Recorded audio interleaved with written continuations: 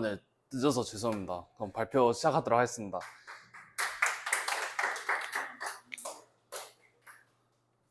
네, 오늘 제가 준비한 주제는 이제 보안대회 입문자를 위한 여행 가이드를 해가지고 이제 보안대회, 그래서 요즘 이제 CTF라는 말로도 이제 쓰는데 이런 CTF를 준비할 때 입문자 입장에서 이제 정보가 없잖아요.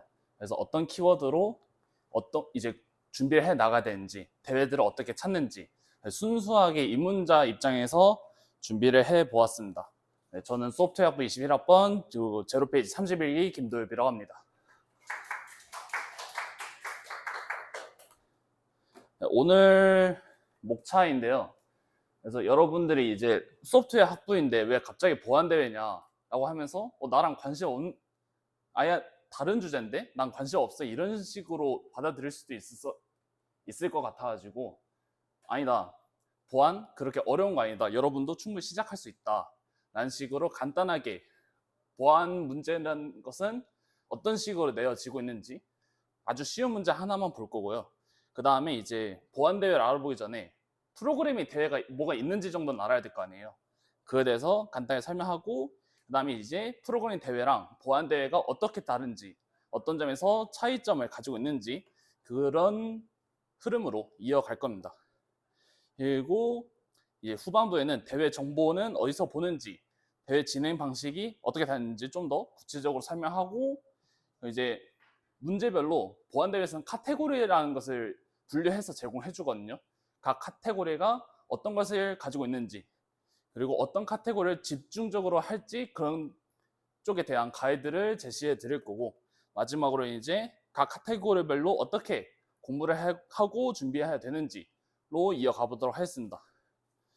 그래서 우선은 보안이 너무 어려운 분야다 해가지고 좀 하기 겁나는데 이런 사람들이 많거든요. 그래서 예제 하나만 보도록 하겠습니다. 이건 이제 C언어로 작성한 건데, 이제 보면은 캐릭터 배열 10개짜리 배열이랑 스코어라는 인수가 이제 변수가 둘이 연달아서 선언이 되어 있죠. 그리고 이제 스캔F를 네임에다 받습니다. 뭐 스캔F로 하든 fget로 하든 상관없어요. 이렇게 해서 받아가지고 프린트를 이제 하는데, 근데 만약에 스코어란 변수가 100이 저장되어 있으면은 이 flag is 뭐 kdy 중괄을 해가지고 이런 식의 이제 어떤 정보를 이제 줄 거라고 합니다. 그러면은 여기서 이 10번째 라인에서 12번째 라인까지 이 if문을 트리거하기 위해서는 어떤 인풋을 넣어야 되냐? 정답은 A 10개랑 D 1개입니다. 이게 왜 그러냐 하면은 버퍼 오버플로우라고 이제 하거든요. 또는 이제 배열, 지역 변수니까 스택 오버플로우라고도 불리는 기법인데, 저는 이걸 통해서 변수 조작이라는 취약점을 만들어낸 겁니다. 근데 만약에 변수 조작에서 끝나면 다행인데, 이게 어디에 함수에 들어가 있어가지고, 함수는 또 뭐가 있어요? 리턴 어드레스가 있죠. 그러면 이 입력을 넣음으로써 리턴 어드레스까지 내가 수정할 수 있는 값이 도달한다면은 어떻게 되냐? 리턴 어드레스 조작이 되면서 내가 원하는 함수를 트리거할 수 있게 되겠죠. 그래서 내가 원래는 이제 사용자 클라이언트 입장에서는 실행이 안 되어야 될 함수를 임의로 실행할 수 있게 한다던가, 그런 취약점들이 많이 나오는데, 버퍼 오버플로우만으로 이제 이런 문제를 만들어 볼 수 있다. 근데 원리 자체는 간단하죠.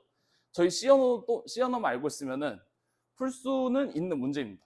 그러니까 배열이 10개 있고 스코어가 그 옆에 이제 변수가 붙어서 선언되기 때문에, 그리고 소문자 D는 ASCII 코드로 100이죠. 그래서 이런 것들로 인해서 만들어지는 문제였다. 그래서 이런 느낌으로 이제 출제된다고 보면 됩니다. 그래서 결국에는 보안도 CS에 기반해가지고 CS 알아야만 공부를 시작할 수 있거든요. 그래서 여러분들도 충분히 시작할 수 있는 기틀은 마련되어 있다라고 말씀드리고 싶었고요. 그래서 내가 만약에 창의적으로 문제 푸는 것을 좋아한다, 아니면 뭐 참신한 아이디어를 즐겨 본다던가, 아니면 어려운 퍼즐 좋아하던가 하면은 보안 쪽에 한번 도전해보는 것도 좋지 않은가. 보안 직종이 아니어도 보안 대회 정도는 재미삼아 나갈 수 있지 않을까 싶습니다. 그리고 또 이제 오늘 배운 내용을 만약에 새내기나 아니면 후배들을 만나서 저 보안 관심인데 하면은 오늘 발표 갖다 주시면은 정말 좋아할 것 같습니다. 그래서 프로그래밍 대회 뭐가 있나 이것도 간단하게만 짚어볼게요. 그 중에 하나가 이제 CP, 이제 경쟁 프로그래밍 대회가 있습니다. 왼쪽에 이제 ICPC가 있고 오른쪽엔 코드포스가 있죠. 그래서 얘네들의 이제 특징이라 한다면은 굉장히 짧은 시간, 이제 3시간 또는 5시간 정도의 이제 비교적 짧은 시간을 가지고 있고, 그리고 문제 수도 한 6문제에서 8문제를 얼마나 빨리 푸냐가 이제 중점이 되는 프로그래밍 대회입니다. 그래서 알고리즘적 지식을 많이 요하고요. 그리고 이와 반대로 이제 해커톤이 있죠. 해커톤은 이제 해킹이랑 마라톤 합친 건데, 특징이라 한다면은 이제 주제를 미리 발표를 해 주거나 아니면 대회 당일 발표를 해서 그 주제에 대한 결과물을 이제 만들어내는 대회가 대부분입니다. 그래서 만약에 대회 당일날 주제가 나온다면은 48시간 동안 이제 만들어 가지고 낸다던가 그런 식으로 되어 있는 대회들이 있습니다. 그러면 프로그래밍 대회는 이렇게 있고, 그럼 보안 대회는 어떤 것들이 있냐 하면은 CTF라는 게 이제 거의 주된 대회 방식이라고 보면 됩니다. CTF랑 Capture the Flag라 해가지고 어떤 프로그램이나 또는 운영체제 시스템, 뭐 그러니까 원격 컴퓨터 또는 가상 머신 안에 플래그라는 데이터를 넣어 놓습니다.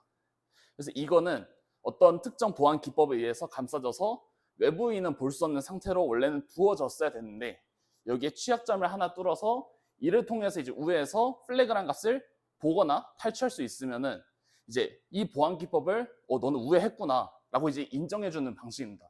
그래서 내가 이제 대회 참가자인데 플래그란 값을 알았어요. 그래서 그 값을 대회 출제자한테 저 이 플래그 값 찾았습니다 하고 해주면은 너 그 문제 풀었구나 라는 식으로 이제 대회가 진행이 되고요. 이 CTF도 2가지 종류가 있습니다. 첫 번째는 제퍼디라는 방식인데요. 대부분의 CTF 예선들이 이제 이 방식을 채택하고 있습니다. 그래서 원래는 미국의 퀴즈쇼 이름인데요. 러닝 타임은 이제 엄청 짧게 하면 6시간, 최소 6시간에서 이제 보통 24시간에서 7시간 이내로 이제 길게 잡혀 있는 편입니다. 그래서 점수 산정 방식은 다이나믹으로 되어 있고 문제별 카테고리가 존재한다라고 되어 있는데, 이것은 뒤에서 다시 말씀드리도록 하고, 사이트가 어떻게 되어 있냐 이런 식으로 분야별로 뭐 크립토그래피, 암호학, 웹 해킹, 뭐 시스템 해킹, 아까 제가 버퍼 오버플로우 보여드린 게 시스템 해킹 쪽이고요. 그다음에 뭐 디지털 포렌식 카테고리를 나눠 가지고 점수들을 이제 다르게 배정을 받습니다. 그래서 만약에 제가 여기 BOF라고 나오는 문제가 있는데, 이 문제에 들어가서 문제 파일을 다운받고 이제 플래그를 이제 취약점을 뚫어가지고 플래그를 찾아서 여기다가 이제 제출을 하면은 이 문제 풀었구나 하면서 100점을 받는 그런 식으로 돌아간다고 보시면 됩니다.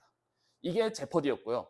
그래서 대부분의 만약 예선 본선이 나눠진 대회다 하면은 예선에서 거의 무조건 채택한다고 보시면 돼요.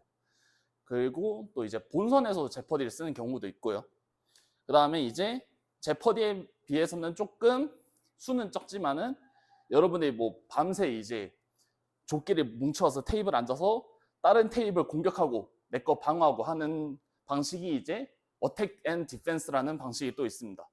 이거는 영상으로 보면서 제가 설명을 덧붙이는 방식으로 진행할게요.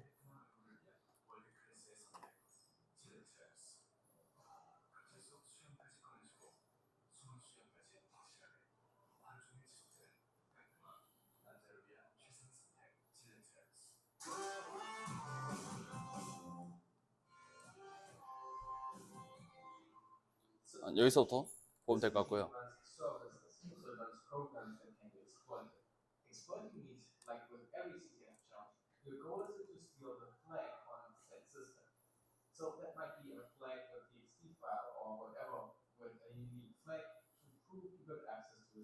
그러니까 서비스가 돌아가고 있고 그 안에 있는 TST 파일 플래그란 것을 탈취하면은 너 풀었다라고 인정해 준다는 얘기입니다.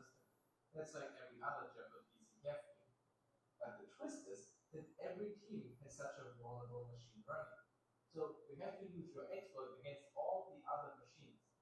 By doing so, you are stealing the flag from each team, and that gives points.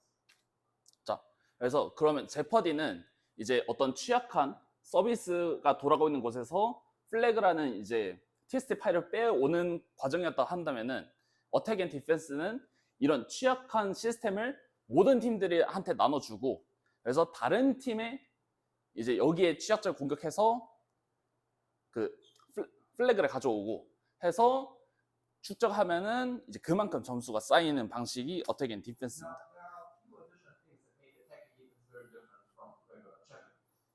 First, the defense part. Teams can defend themselves from exploits.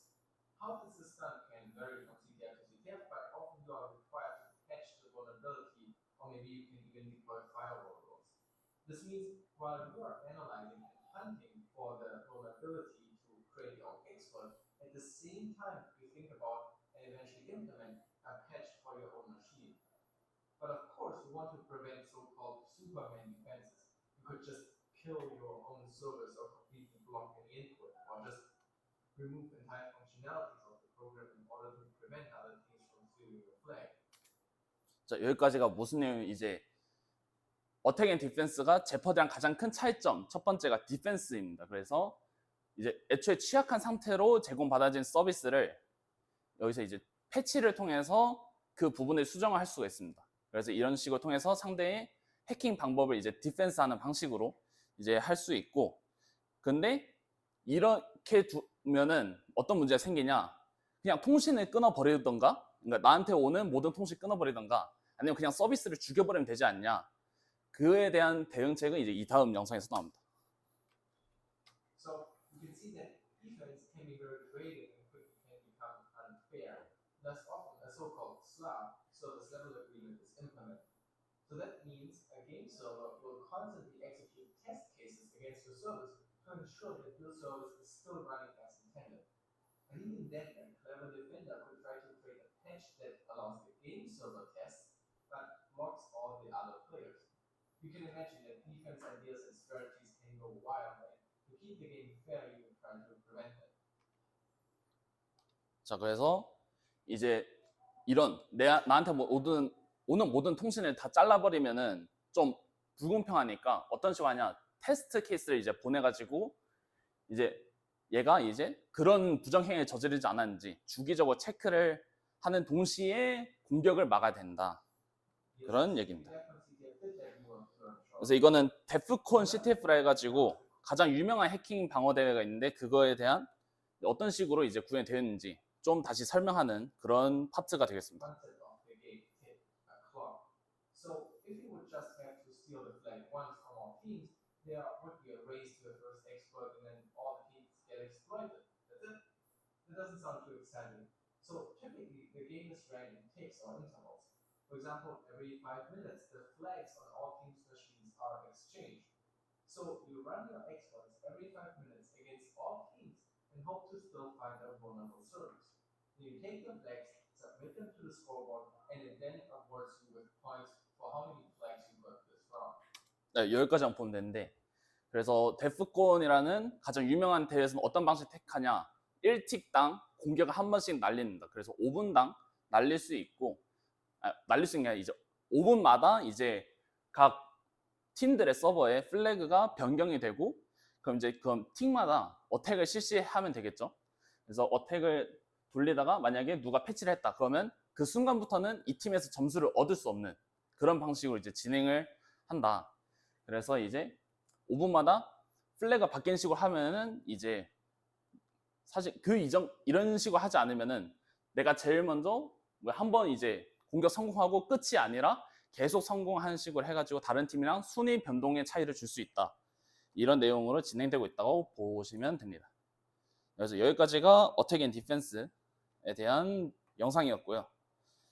마지막으로 이제 펜테스팅 대회라는 게 있는데, 이제 펜테스팅이 이제 페네트레이션 테스팅, 그래서 모의 해킹을 뜻하는 단어입니다.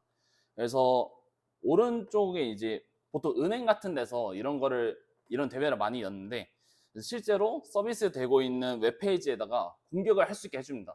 그래서 어디 도메인에다 어디 사이트에다가 어택을 하세요 라는 식으로 대회가 진행이 되고, 그래서 공격을 했을 때 그 공격이 이제 가진 난이도가 있거든요. 이거에 대해서 세분화해가지고 정형화된 이제 키사에서 정해놓은 표가 있습니다. 그거에 따라서 점수를 배점을 하고, 만약 공격 성공했다 하면은 거기서 끝난 게 아니라 보고서까지 작성해서 제출하면은 점수가 인정이 되는 그런 방식의 대회도 있습니다. 여기까지가 이제 보안대회가 어떤 유형이 있었나 알아보았고, 대부분은 제퍼디가 많다고 보시면 됩니다. 대회 정보는 어디서 보냐 하면은 ctftime.org라는 사이트가 있는데, 여기서 upcoming 이제 앞으로 했을 대회 탭을 검색해 보면은 이렇게 주르륵 나와 있는 거 볼 수 있고, 당장에 이제 7월 4일부터 시작하는 대회가 있는 것을 볼 수 있습니다. 그 다음에 나무위키에도 제가 한번 쳐봤는데, 여기에 나와 있는 대회들이 좀 메이저한 대회들이 많더라고요. 그래서 전부 다 참여하기 힘들다 하면은 나무위키에 있는 이런 유명한 대회들만이라도 한번 팀을 모아서 나가 본다든가 하는 것도 좋을 것 같습니다. 그 다음에 아니면은 오픈톡방 같은 데서 이제 그러니까 대회 참가할 팀원을 모으거나 아니면은 그 대회를 참가하기 위해서 스터디를 모으는 경우도 많거든요. 그래서 가장 큰 정보 보안 관련 오픈톡방 중에 하나가 이제 팀 H4C에서 운영하는 그런 오픈 채팅방이 있는데, 여기 들어가서 수시로 한번 살펴보시거나 하는 것도 좋습니다. 자, 그러면 이제 대회 진행 방식에 대해서 좀 더 자세히 볼 건데, 제퍼디 기준입니다. 대부분 제퍼디 기준을 볼 건데, 평균 48시간 정도 걸린다 보시면 돼요. 7월 4일부터 7월 4일 00시부터 7월 6일 00시까지 진행한다거나, 아니면 뭐 7월 10일부터 7월 14일까지 진행한다든가, 이런 식의 긴 텀을 두고서 하는 경우가 많고요. 그리고 대부분 팀전으로 이루어집니다. 그래서 4명으로 팀을 싸든 아니면 무제한으로 팀을 싸든 그거는 이제 대회마다 규정은 다른데, 그래서 팀 단위로 이제 움직이는 거라고 보시면 됩니다. 그래서 팀 단위로 이제 문제에 대해서 플래그를 찾았다 그러면 그 팀에 있는 그 개인이 찾은 게 아니라 그 팀 전체가 찾은 것으로 해가지고 이제 그 팀한테 점수를 주는 방식으로 진행이 되고요. 그 다음에 이제 다이나믹 점수 배점이라 되어 있는데, 이게 무슨 뜻이냐면은 처음에는 모든 문제들이 이제 고정된 점수에서 시작합니다. 만약에 500점에서 시작한다면은 모든 문제한테 500점을 주고 시작하거든요. 그러다가 만약에 어느 한 문제에 대해서 푸른 사람들이, 즉 플래그를 찾아낸 팀 수가 점점 늘어날 때마다 그 문제의 점수가 점점 낮아지는 방식입니다. 만약에 어느 한 문제에 대해서 한 명만 풀었다, 그럼 500점 그대로 가져가는 거고요. 만약에 뭐 34팀이 풀었다 하면은 250점으로 뚝 떨어지는 그런 식으로 해서 난이도 조절에 따른 이제 배점 문제를 좀 완화했다고 생각하시면 되겠습니다. 이제 CP 경쟁 프로그램 대회에서는 이제 굳이 이제 A, B, C, D, E번 문제, F번 문제 이런 식으로 해가지고 처음에 이제 대회 출제자들이 난이도 예상해서 그렇게 해놓거나, 아니면 뭐 난이도는 순서와 연관되지 않습니다 뭐 이런 식으로 얘기하잖아요. CTF는 이제 뭐라 해야지, 풀면서 그 점수를 실시간으로 보면서 이 문제가 많이 풀었으니까 좀 쉽겠다, 이 문제부터 해볼까, 이런 식으로 이제 가이드를 제공받을 수 있다고 보시면 됩니다. 다음에 이제 카테고리 한번 볼 건데요. 그래서 이게 팀전이라 했잖아요. 그래서 보통 어떤 식으로 팀을 꾸려서 나가냐, 시스템 해킹만 전문적으로 하는 사람, 뭐 아니면 리버싱만 전문적으로 하는 사람, 뭐 웹 해킹만 전문적으로 잘하는 사람, 이런 식으로 해가지고 다양한 분야의 사람들을 이제 모아가지고 팀을 나가는 거거든요. 왜냐, 한 명이 모든 분야를 하기에는 그거는 너무 넓어요, 범위가. 그래서 자신이 좋아하고 잘하는 분야 하나만 이제 열심히 해가지고 다른 팀에 가서 이제 기여를 하는 방식으로 대회를 참가를 하는데, 그러면은 그 카테고리 같은 것을 어떻게 선택을 해볼까 하는 식으로, 그러니까 어떤 건지 한번 설명을 시작해 보겠습니다. 그래서 시스템 해킹 같은 경우에는 이제 버퍼 오버플로우 또는 이제 스택 오버플로우 아니면은 뭐 레이스 컨디션 에러 같은 식으로 해가지고 컴퓨터에 대한 이제 전반적인 지식을 바탕으로 이제 취약점을 찾아내 보시면 됩니다. 그래서 메모리에 관련된 에러를 터뜨리거나 아니면은 또 어떤 게 있지?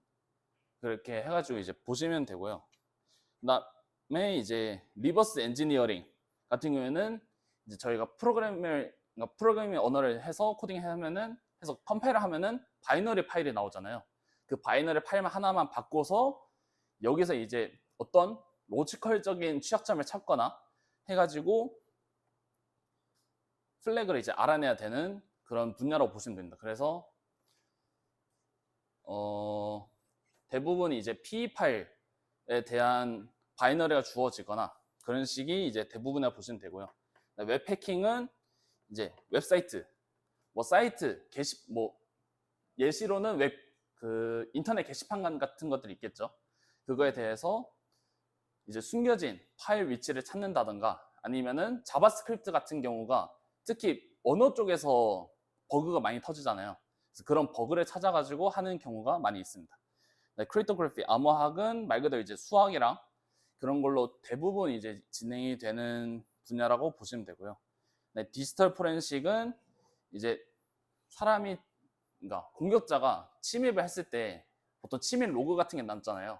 윈도우 같은 경우에는 아티팩트가 남는다라고도 표현하는데 그런 것들 찾아서 이제 공격자가 어떤 사람이 이제 밝혀내는 그런 종류의 문제들도 조금씩 나오고 그다음에 이제 아니면은 이제 어떤 파일 구조, 그래서 윈도우 파일 구조, 여기서 그러니까 요거를 이런 식으로 디스크 하나를 뚝 던져주고서 이 디스크를 사용했던 사람의 계정 정보를 알아내시오 라는 것도 많이 나옵니다.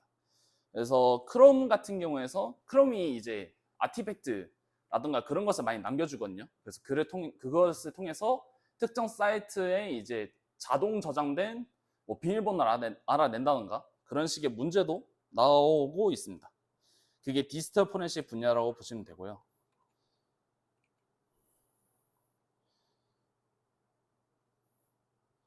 여기서 카테고리 한번 봤습니다. 이제 마지막으로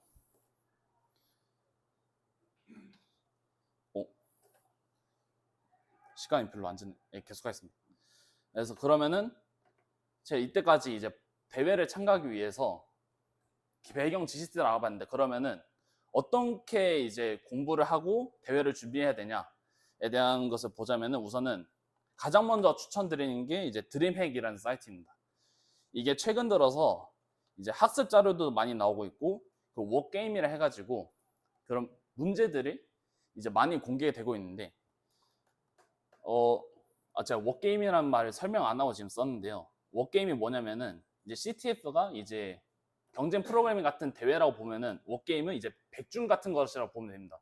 그래서 문제가 공개되고 풀 수 있는 시간이 무제한인 그런 서비스를 이제 워게임이라고 하는데 그런 워게임 같은 것도 요즘에 이제 백준처럼 이제 난이도 투표를 해가지고 그런 식으로 좀 체계화되어 있고 그래서 드림핵이 현재는 가장 큰 공부 사이트라고 보시면 됩니다.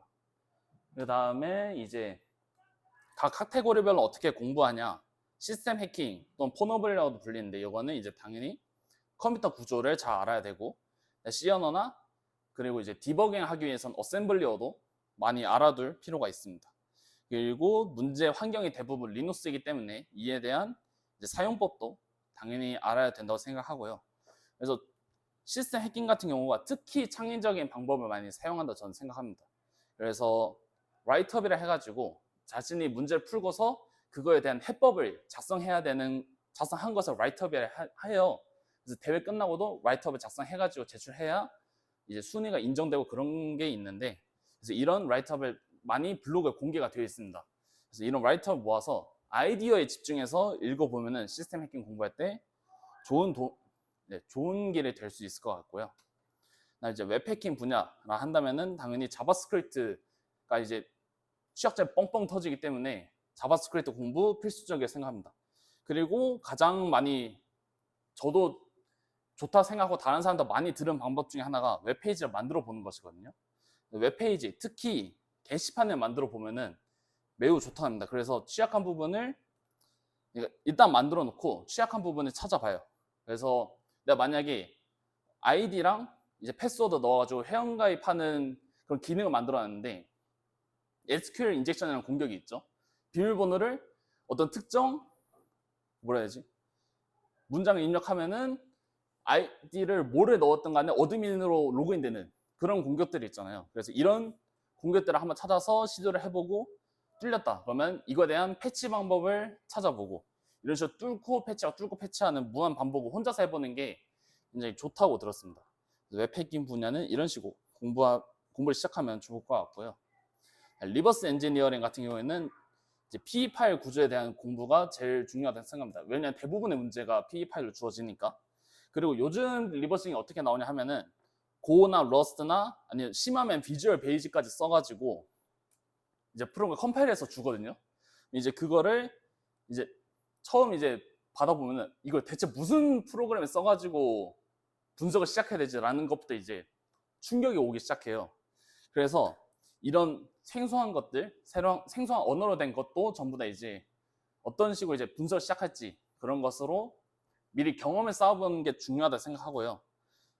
그래서 여기는 추천책이 딱 하나 있는데 리버싱 핵심 원리라는 것이 굉장히 두꺼워 한 이 정도 되는데 이걸로 시작을 하면은 좋을 것 같습니다. 이제 암호학 같은 경우에는 이제 수학적인 기법들이 너무 많이 사용되거든요. 그래서 이걸 시작하려면은 저는 뭘 추천하냐면은 이제 드림에게도 크립토그래피 그 강의가 있긴 한데 그것도 좋지만은 이제 한국어 자료기도 하고 근데 저는 크립토 핵점 ORG를 더 많이 추천을 하고 있습니다.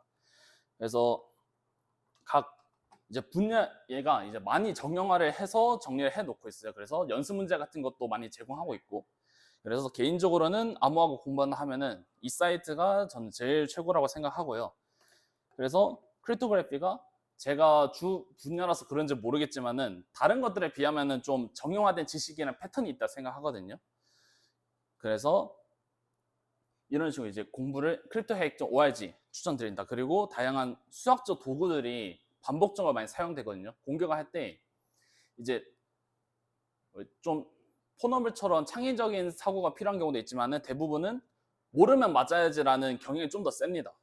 그래서 확장 유클리드 호재법이라든가 아니면 중국인의 나머지 정리 같은 거 모르면은 아예 그냥 못 푼다고 보시면 되거든요. 그래서 이런 것들을 미리 숙지하고 있는 게 중요한 분야다라고 보시면 될 것 같습니다. 마지막으로 이제 디지털 포렌식 같은 경우에는 이제 악성 코드를 분석해 보거나 아니면 뭐 해킹을 당한 서비스 클론 같은 것을 이제 받아서 침입 흔적을 발견해 보거나 하는 등의 이제 보통 이런 현실 세계에서 일어난 그런 것들을 이제 리얼 월드라 하거든요.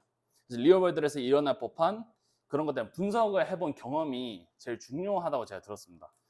그리고 이런 것들 배울 수 있는 것 중에서 이제 맨 처음에 시작하기 좋은 게 이제 K-쉴드 주니어한 게 있다.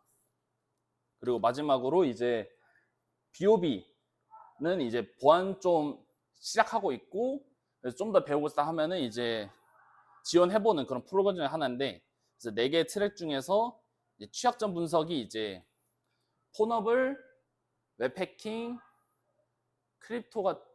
크립토는 없고요. 이런 두 분야에 대해서는 뭐 취약점 분석 그리고 포렌식 같은 경우에는 디지털 포렌식 트랙 이름 그대로 나와 있듯이 그다음에 크립토를 하고 싶다 하면은 보안 제품 개발에 조금 겹친 면이 있는 이런 식으로 보시면 될 것 같습니다. 보안 컨설팅은 이제 전문적인 지식을 바탕으로 이제 컨설팅을 하는 분야라서 소프트웨어나 아니면 뭐 정보보안과보다는 이제 저희 중앙대도 산업보안학과 있죠. 산업보안학과에서 컨설팅을 많이 이제 비오비에 합격시킨 걸로 알고 있거든요. 그래서 컨설팅도 그렇다. 그래서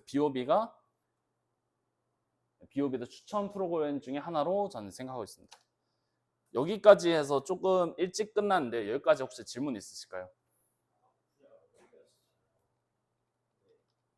제가 무슨 분야 하나가 있느냐 알아볼 수 있게 나와요. 뭔가 약간 리버스 엔지니어링 기업 리버스 엔지니어링 해서 나온 소스 코드를 보면 그걸 분석하기 위해서 시스템적인 지식이 필요하다든가 이런 식으로 엮일 수가 있을 것 같아요.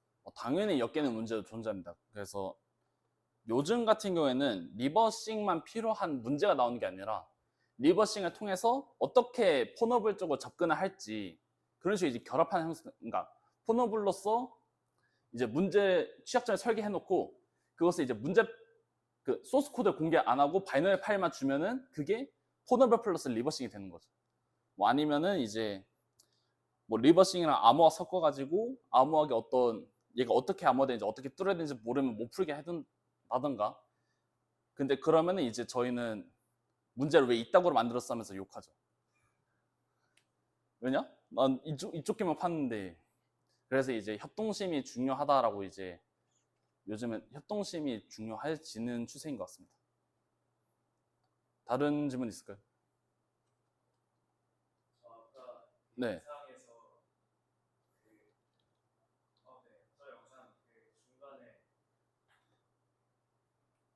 그러니까 5분마다 업데이트 하잖아요. 플래그. 네. 그러고 내가 이제 업데이트 됐어. 그러면 공격하고 패치할 수 있는 거죠. 근데 패치하고 다시 공격하는 거 아니에요? 이제 공격 루트에 대해서 패치를 이제 하는, 그러니까 패치란 것은 공격 루트에 대해서 이쪽을 공격 못하게 패치한다 라는 개념을 보면 되고, 패치라는 게 그렇죠. 이제 5분마다 갱신 무슨 소리냐, 이제 내 내부에 있는 플래그 파일이 이제 txt 파일로 많이 저장이 되어 있거든요. 얘를 이제 교체한다고 보면 되고, 이제 만약에 패치가 안 돼 있다 하면은 5분마다 바뀌는 이 txt 파일이 계속 털리게 되겠죠. 그래서 다른 팀한테 점수를 헌납하게 되겠죠. 그래서 패치를 이제 해가지고 이 플래그의 접근을 막는 거라고 생각하시면 됩니다. 그러니까 패치라는 게 취약점을 내가 보완하는 그렇죠. 그 패치인 거. 그렇죠. 패치하고도 공격할 수 있는 거죠. 그렇죠. 공격은 당할 수 있는데 같은 방법으로는 안 통하겠죠. 아마. 다른 길로 이제 찾거나 하는 식으로 이제. 저런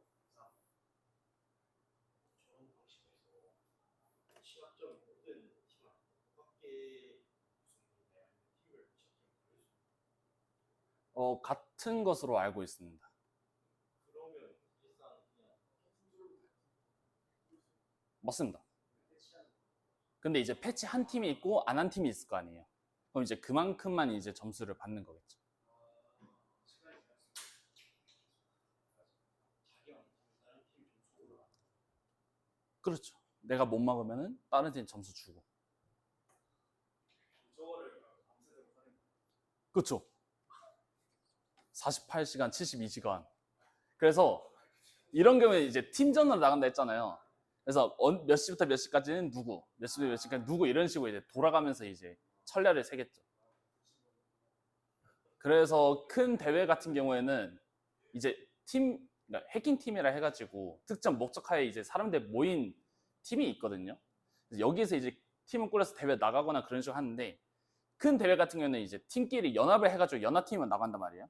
연합팀 추세가, 그러니까 어떻게 하면은 이제 시간대, 타임존이 완전 정반대인 나라에 있는 해킹팀이랑 연합해서 나간 경우가 있어요.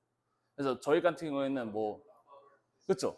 미국 팀이나 아니면 뭐 남미 팀 같은 경우에 이제 찾아가지고 이제 낮 시간에는 저희가 하고 밤 시간 동안에는 그 사람들이 하고 이런 식의 타임존으로 이제 바꿔서 하는 경우도 있습니다.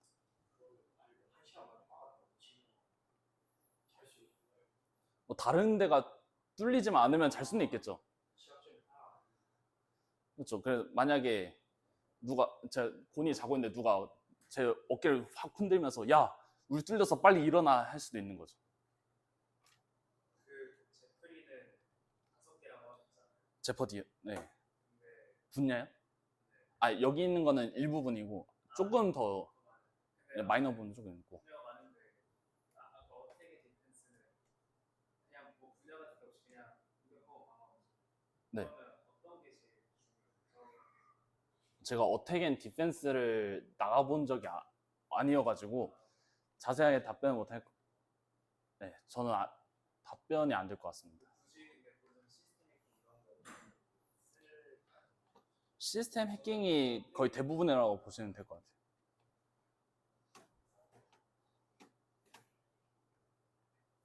혹시 어떤 일을 하셨죠?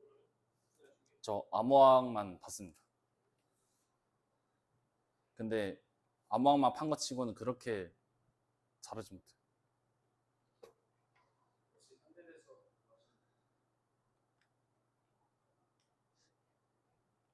현대대 수학을 하면은 행렬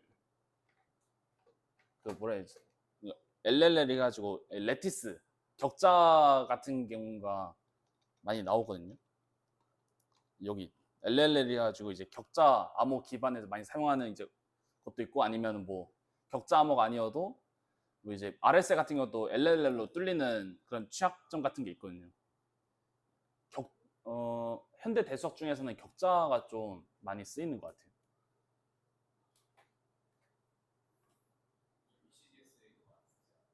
ECDS에도 있죠. 그래서 잘못된 그 타원 곡선을 선택하면은 그것도 이제 공격 대상이 될 수도 있고 그렇습니다. 아니면 뭐 일부 키의 일부분만 공개돼도 이제 partial exposed를 해가지고 부분적으로 공개만 돼도 전체 키를 복구할 수 있는 그런 기법도 있습니다. 그래서 제가 암호학을 모르면 맞아야지로 설명한 데는 다 이유가 있는 거예요. 제가 그냥 한국으로 암호학을 쉽게 공부하는 굴론을 알아야 된다고 해서 어떤 거요? 굴론 굴론은 거의 베이스 베이스 그거 모르면 공부도 시작하지 못한다고 보시면 돼요. RSA부터가 이제 뭐지? 그 정수 집합이 특수한 정수 집합까지 시작하거든요. 그래서 그것에서부터 이제 막혀버려가지고 거의 무조건 필요하다고 알고 계신 게 맞아요.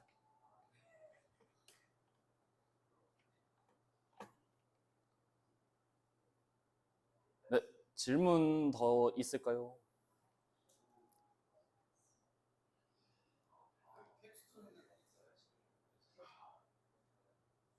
보안 쪽으로 캡스톤 잡기는 힘들지 않을까 생각을 하고 있고, 그냥 컴공 쪽 분야로 할까 지금 생각 중이에요. 애초에 보안 쪽으로 사람이 많이 없어가지고.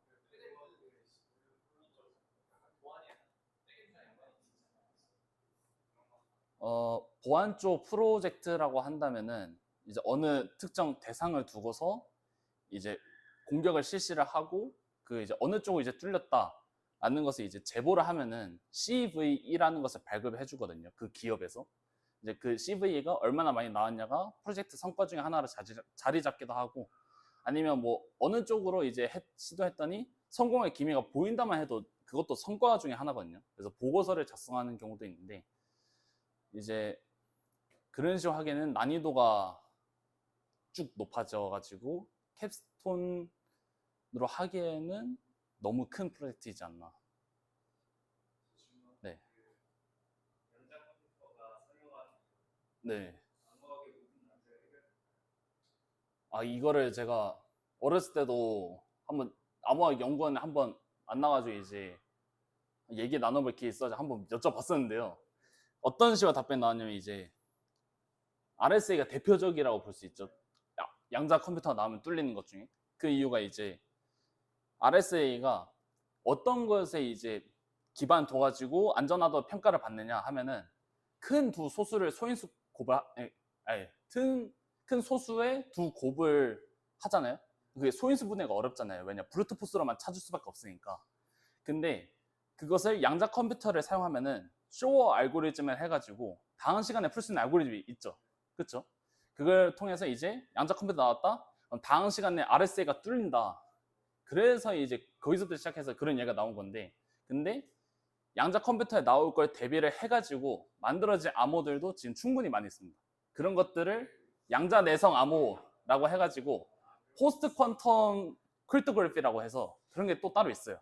PQC라고 검색하면 많이 나와요.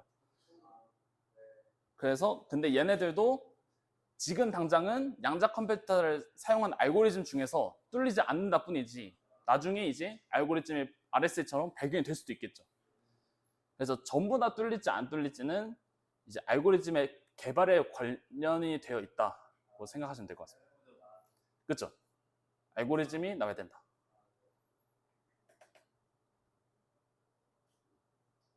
네.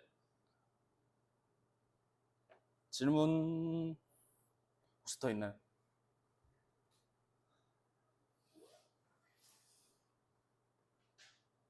이제 슬슬 마무리해 보도록 하겠습니다. 네. 여기까지 발표 마치도록 하겠습니다. 감사합니다.